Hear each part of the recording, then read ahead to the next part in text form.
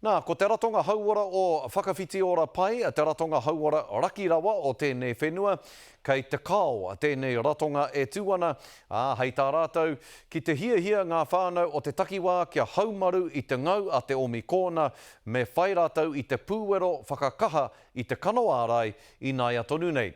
Nei rā te pūrongo a Harata Brown. Haere tonu mai ana ngā mema o te hapori ki tēnei whare whakapiki ora.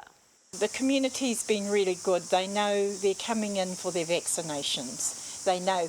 And I think the biggest thing is to give the service where the people are, so they're not having to travel out to get something. E toru rā noi ho te rohe o te tai tokerau e noho ana ki te ramakaraka. Tahi ka whero katoa te motu. So we never actually had a change from that, and now we've gone back to red. We're just maintaining what we've been doing, how we work in our buildings, and just trying to keep our workplaces in our own little teams. There's another whole preparation for Omicron, is actually working with whānaus and ensuring they got a whānau plan.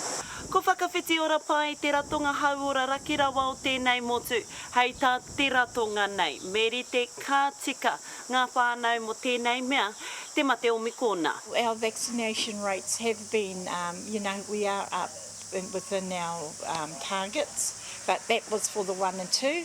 Now we've got another rollout, and this is for the booster, that is the one to help address Omicron.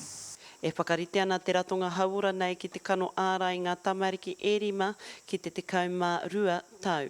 We're looking at doing those on Sundays.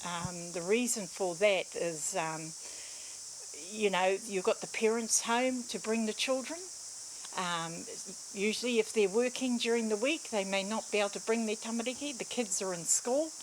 And so we'll trial that for a couple of weeks, and see how it goes. Hakua ka hore anō te mate ome kona kia tai mai ki te tai tokerau mātua rā te hiku o te ika nei. Kei konei tēnei ratonga ki te whakaora ake i te whānau. Harata Brown, Te Karere.